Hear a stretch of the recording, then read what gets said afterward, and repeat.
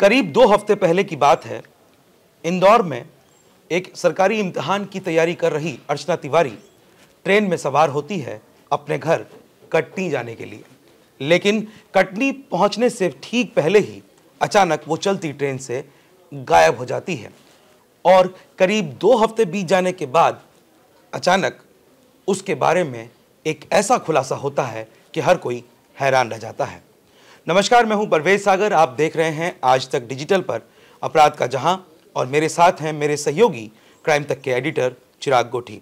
चिराग, बहुत बहुत स्वागत आपका। चिराग, अर्चना तिवारी की कहानी जो करीब 2 हफ्ते से मिस्ट्री बनी हुई थी, उसमें एक नया मोड़ आ गया है। एक कॉल आई है और कॉल आने के बाद इस पूरे मामले की दिशा बदल गई है। एक पुलिस वाले का नाम भी सामने आया है। क्या है पूरी कहानी? देखिए, इसमें अभी तक ये माना जा रहा था कि अर्चना तिवारी गायब है और उसके साथ कोई हादसा हो गया है या वो खुदकुशी उसने कर ली है। इस तरह की तमाम बातें कही जाती थी, लेकिन अब खुद ऐसा क्लेम किया जा रहा है कि अर्चना तिवारी ने कॉल किया है और ये कहा है कि मैं ठीक हूँ, और ये कॉल उन्होंने अपनी मदर को किया है। इस तरह की जानकारी निकल कर सामने आ रही है और इसको लेकर अब पुलिस इन्वेस्टिगेशन कर रही है। ये कॉल कहाँ से आई है, वो कहाँ पर है। उसने इतना भी कहा है कि वो ठीक है, और वो किन सर्कमस्टांसेस में फ़ोन कर रही है, ये ऐसी तमाम चीज़ें हैं जो जांच के दायरे में हैं। लेकिन अभी तक ये माना जा रहा था कि उसके साथ कोई हादसा ना हो गया हो या वो उसने खुदकुशी ना कर ली हो। तो ये अटकलें जो थी, इसमें ट्विस्ट आ गया। जैसे हमें याद है कि सोनम रघुवंशी केस में भी एकदम ट्विस्ट आ गया था जब सोनम सामने आ गई थी। तो इस केस में भी हम 14 दिनों से ये डिस्कस कर रहे थे, अर्चना तिवारी गायब है। हमने इस बीच में बात भी की थी और कई कयास और कई अटकलों पे भी हम लोगों ने आशंका जो चल रही थी उन पे बात की थी। लेकिन अब चूंकि खुद फ़ोन आया है और मदर से उनकी बात हुई है, अब ऐसे में वो कैसे गायब हो गई, वो कहाँ चली गई थी, वो 14 दिन तक कहाँ थी, उन्होंने अपनी फैमिली से संपर्क क्यों नहीं साधा पहले, अब क्यों साधा। तो ये पूरी जो मिस्ट्री है इसके पीछे, मुझे लगता है इससे थोड़ा सा चीज़ें क्लियर होंगी। ऐसी भी पॉसिबिलिटी है कि वो अपनी मर्जी से कहीं गई हो और उसके बाद जैसा कि हम लोग चर्चा भी किए थे, हमने किया था कि एक थ्योरी थी इसमें, बिल्कुल 4-5 थ्योरीज पे बात कर रहे थे हम लोग। तो जिसमें एक थ्योरी ये भी थी कि वो हो सकता है कहीं चली गई हो, क्योंकि अक्सर हमने देखा है कई सारे केसेस में, बल्कि मुझे याद आ रहा है एक प्रोमिनेंट सीरियल है, उसमें भी एक कैरेक्टर था, वो भी गायब हो गया था दिल्ली से इस तरह से। तो बाद में वो भी वापस आ गया था। सोढ़ी, जो आपने देखा होगा, तारक मेहता का उल्टा चश्मा, उसका एक कैरेक्टर था। तो उस पर भी मैंने रिपोर्ट किया था, मुझे याद है वसंत कुंज का वो मामला था।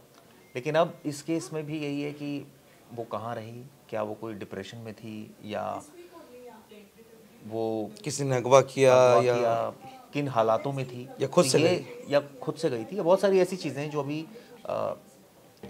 जब पूछताछ होगी तो बहुत सारी चीज़ें क्लियर होंगी। मोबाइल भी स्विच ऑफ था, तो मोबाइल तो उसी समय वो लोकेशन जो आ रही थी कि ट्रेन कटनी पहुंचने से ठीक पहले करीब आधा सफ़र हुआ था और वहीं फ़ोन जो वहाँ पर कौन सी नर्मदा नदी है, उस नदी के पास ही वो बंद हो गया था। फ़ोन की लास्ट लोकेशन थी 11 कुछ मिनट पर ये जो लास्ट लोकेशन थी, बिल्कुल, और उसके बाद फ़ोन बंद हो गया था। और आप सोचिए ना कि हम लगातार इस पर कयास लगा रहे थे कि वो कहाँ चली गई, किन हालातों में, और अचानक कोई सामने आ रहा है।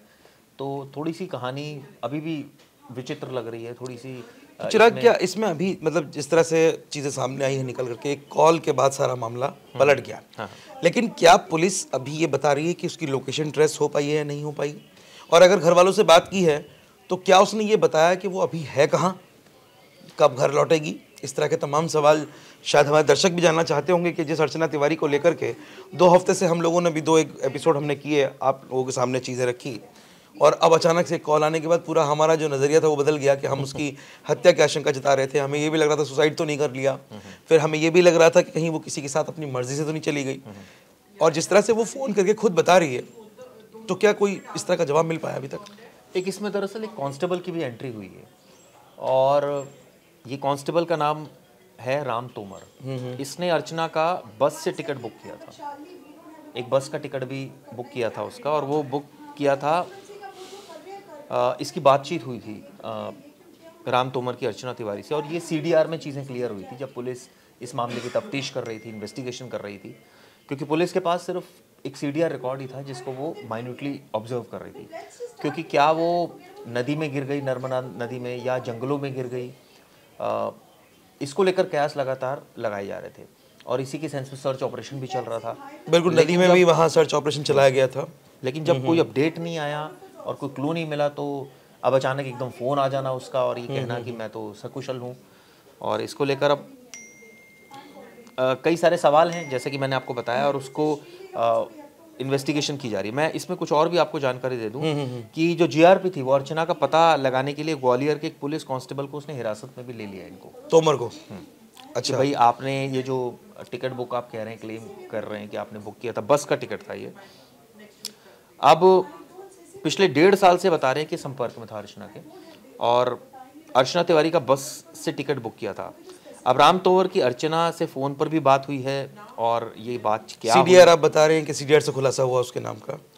हाँ, तो अभी इसका क्या रोल है, अचानक वो जब सामने आई है तो क्या वो इसके चंगुल में थी, तो ऐसी बहुत सारी चीज़ें हैं जो अभी अंडर इन्वेस्टिगेशन है। जीआरपी का कांस्टेबल, जीआरपी का सिपाही, और बस से टिकट बुक कर रहा है।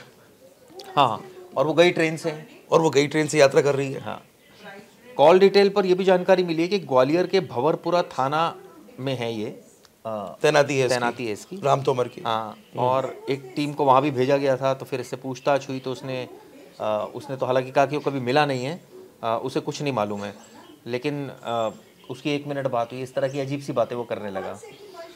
जब उससे पूछताछ हुई बहुत गहराई से, तो फिर बहुत सारी चीज़ें क्लियर हुई। एक चीज़ और भी क्लियर हुई कि अर्चना के लिए इंदौर से कटनी तक का उसने बस का टिकट बुक किया था, लेकिन वही ये हैरानी की बात है कि जाहिर तौर पर अर्चना का इसमें रिजर्वेशन रहा होगा। वो एक लंबी यात्रा कर रही थी, अपने घर जा रही थी, तो उसने रिजर्वेशन किया होगा जाहिर तौर पर, क्योंकि वो एसी के फर्स्ट क्लास या सेकंड क्लास में शायद सफ़र कर रही थी, फर्स्ट क्लास में सफ़र कर रही थी। B2 कोच था, मुझे ये भी याद है। तो और शायद उसकी जो बर्थ थी वो 3 नंबर थी, शायद 3rd, ऊपर टॉप पे सबसे ऊपर थी। तो कुल मिलाकर के जो इस तरह की चीज़ें हैं कि मतलब कैसे इतनी सारी चीज़ें उलझ गई, और अब कांस्टेबल की एंट्री जो है चिराग, वो आपको क्या लगता है, मतलब ये कहानी कहीं किसी प्रेम प्रसंग वाली दिशा में तो नहीं जा रही है, ये कहानी कुछ और? देखिए, ज़्यादा तो प्रेम प्रसंग वाली दिशा में जा रही है, क्योंकि एक कांस्टेबल का सामने आना और वो बोलना कि मैं 1.5 साल से उसके संपर्क में हूँ, सीडीआर में बहुत सारी चीज़ें मिल रही हैं, इसके अलावा फ़ोन पर उसकी बातचीत हुई है, और अब जब उससे पूछा तो उसने मना कर दिया, बहुत सारी चीज़ें उसने डिनाई कर दिया। अब हो सकता है कि पुलिस के डर से उसने बहुत सारी चीज़ें हो सकता है मना कर दी। अच्छा। लेकिन ये भी है कि जब अर्चना तिवारी के एक मुंह भोली भाई हैं, उनका भी दावा है, जब उनके पास फ़ोन आया एग्जैक्टली, जैसे मदर के पास भी आया, उनके पास उन्होंने भी सुना फ़ोन, तो उनका ये बयान है कि वो सकुशल है और उनके साथ कोई दुर्घटना नहीं हुई है। ये उनके मुंह भोले भाई का दावा है, और ये कहा है कि लेकिन कहाँ है ये नहीं पता है उनको, इस तरह की बात वो कह रहे हैं। ये दरअसल तो कुल मिला के चिराग, ये मामला खुलने के बजाय ये तो खुद और उलझ गया मामला। नहीं, अब अगर मिल गई हैं तो फिर तो मुझे लगता है कि नहीं, अभी तक पुलिस ने बरामद नहीं किया ना उनको। हाँ, अभी कवायद जारी है। और जो इनके मुंह बोले भाई हैं, जिनका नाम दिव्यांशु मिश्रा है, जो हम पहले भी हमने डिस्कस किया था, युवा कांग्रेस के वो जिला अध्यक्ष हैं, तो उन्होंने कहा है कि वो सुरक्षित है और अपने परिजनों से फ़ोन कॉल के संपर्क में है, ये जानकारी दी है। और ये भी बताया कि वो जीआरपी के भी संपर्क में है, यानी कि वो सकुशल हैं, इस तरह की उन्होंने क्लेम कर दिया है। लेकिन जो कटनी जीआरपी के एसआई हैं, उनका एक बयान भी सामने आया। उन्होंने कहा है कि अभी कुछ अता पता नहीं है, जीआरपी की एक टीम टीआई सहित ग्वालियर रवाना हुई है। अच्छा, मतलब वो जांच करने के लिए वहां गए? हाँ, गई है।